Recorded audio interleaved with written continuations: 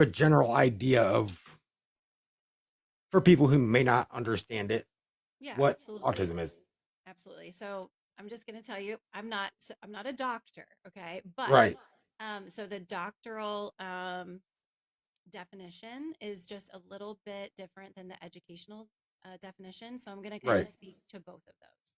Right. So, it is a neurodivergent, disability. So you'll hear people talk about how they're neurodivergent. And Right. just basically, when someone says that, it's they think differently. Right. It is not a cognitive disability, which means it is not an intellectual disability. Correct. So you can qualify medically if you have, I don't want to say disruptions. If you have difficulties with, communication, is a big one. Right.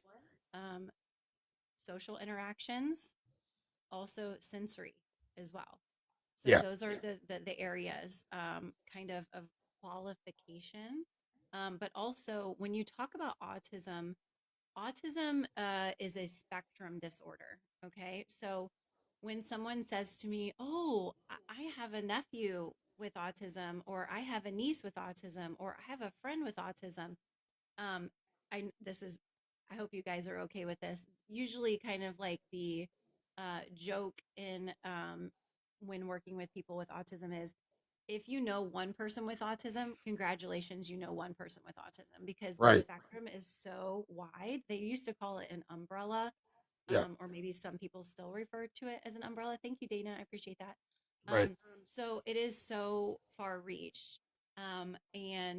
So you can, and that's why there's different levels. There's level one, two, three. Yeah. And also, fun fact, I don't know if you know this, many people don't, but, the term Asperger's is actually no longer recognized in the Yeah. That's DSM-5. level one now.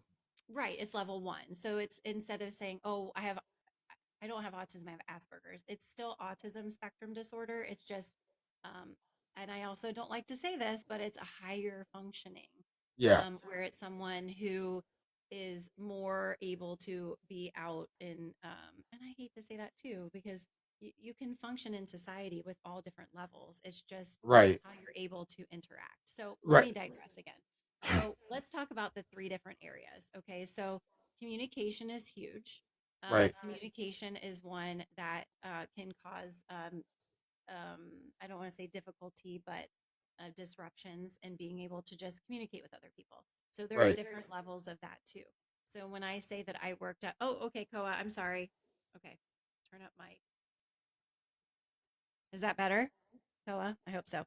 So when I say that I worked with students, that were mostly nonverbal, that is what it is. So we used a lot of picture communication. Thank you, Koa. I appreciate you, my brother. So we used a lot of picture communication. We used PECs for communication, Right. but you could still have autism and be able to communicate effectively, Yeah. but And I maybe know. not socially. So Right. And I social know. cues are also difficult. Also sensory, and then I'll let you speak. So Go ahead. communication, sensory, um, and social interactions. Go Yeah. ahead. And that's something that I've learned with what I'm going through as the sensory. I have some sensory issues and I have some social issues. Hmm. And through some of the research I've done, I know that they're learning that, sign can be Hmm. very um, beneficial for people with, yeah, Yeah. with So, communication difficulty. yeah, So yeah. which is amazing, Jedi, because look at what you're here doing on this platform. Right. You're interacting with people. It's social, Yeah. and you're communicating with people. It's amazing. It's Right. amazing. So that's, when we talk about, autism spectrum disorder, what I love talking about it, but I also don't like it when people put people in a box, Right. because no matter if you're level one, two, or three, you can still, that's the thing about autism, is that people used to put them in a category of intellectual disability. Oh, they can't learn, and just Right. say they can't do this, but they can, and they can do so much, especially with technology nowadays. It's insane. Right. So, Yeah, I could just talk forever. I'm sorry. I'm going off on tangents No, again. no, you're good. Next question, sir. So, um, so for maybe some parents who may be dealing with a child who they may either be a young child who they may think be showing signs of autism or Mhm. something along those lines, what is are some things that they could possibly be indicators that Sure. maybe they should see a specialist about? Sure, sure. And then I also want to recognize Jollymon has a Jollymon, you have a question and a comment that I will get to in a minute, I promise. Yeah. Okay. Um, so the signs to look for. Thank you, Repetitive Christina. behaviors. Yeah. Um, maybe things like constantly clapping or constantly rocking or constantly looking at a certain light, I don't want to say looking at a fan because I feel like all kids like looking at a fan Right. um, because it's really intriguing. But also, this what we call stemming or self soothing. So, like the rocking, the repetitive behavior. Another thing is lining up things like dinosaurs and then being very specific if those get out of order, and they can actually like I sh- like oh my gosh, people with autism are just they are so amazing.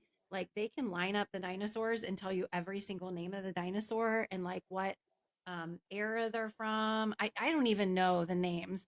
They know so many amazing things if that's what they're interested in. But then if you get one dinosaur out of line, then they can just that just is not right, and in their world it can be a big deal and Right. can lead to a behavior. Yeah. So, and that's the social aspect of it. Whereas in their brains, they have everything that needs to be a certain way, and then when things are not in that way, it's very difficult for them to deal or cope or overcome Right. that. So, a lot of the things that I would teach are changes in schedules. Yeah. So anytime that there was a change, we would actually practice change. So if Yeah. change was something that was very difficult, like transitioning from one setting to another, which is also an indicator, we would actually practice those things to make it easier and give them prompts and um, things ahead of time to say, hey, this is going to be a change, especially like if I was having a substitute teacher, things like that. Right. So things to look for: repetitive behavior. Usually, like Jollymon said, my grandson is a mathematical genius. Yes, their intellect is amazing. My student, I'm just going to call him L. I'm not going to say his name, obviously, for confidentiality. He could tell you so many things about the world and science and the stars and just dinosaurs were a big thing. That's why I keep talking about dinosaurs, things that I cannot keep in my brain. Right. So they if they are interested in something, they can learn and do so many things. But yes, those repetitive behaviors, the sensory, also if they have a difficulty with touch, if they have difficulty with eye contact, if they have a difficulty with certain like touch, certain feelings of different textures, difficulty with textures of food, get fixated and stuck on certain things, certain foods, things like that as well. Yeah. And Um, with the food thing, that's one of my things. I taste never bothered me. It was more of the texture, mouthfeel is always what I said. And get, to touch on the stimming thing, when I was younger, I rocked, I tapped, and people always kind of. I think this is where I got kind of. I don't know if it was necessarily misdiagnosed, and mind you, things have changed a lot since then. But they thought I was ADHD for a long time because of because it. they can look very similar, Right. Sorry, I didn't especially mean if you're to. quote, no, I'm cutting in too, Yeah. especially if you look high functioning.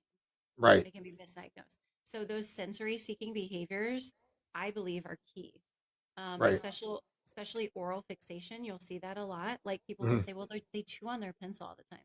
That's Yeah. because they're seeking oral sensory. Or Right. they cup their ears. It's not because they don't want to hear you. It's because they like the way that everybody do that. Everybody do that. It sounds totally different. Hmm. Sounds totally different. Or because they're rocking back and forth. Well, I will tell you, everybody in this room has some sort of stem. For me, it's my foot. My foot is constantly going like this.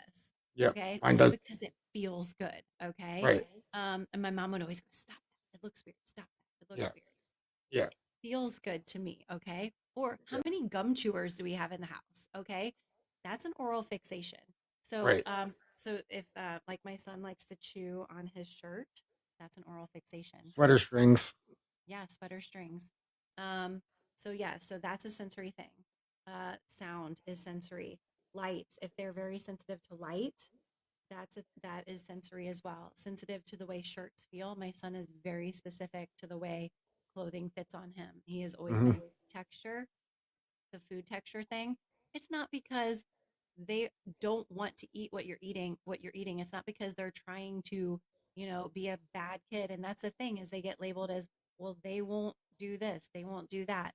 And they're just, they know better. That's the worst thing. They know better. It's Right. because they're having a hard time with that stimulation and they don't know how to express it other than saying, I don't like this, or Yeah. having a behavior, which is communication. Yeah. Either if they're having a behavior, an outburst, a meltdown, however you want to say it, I like to say a behavior because that Right. behavior means something. Either I want to get out of something or I want something. Right. They don't. That's how I try to explain it to my friends.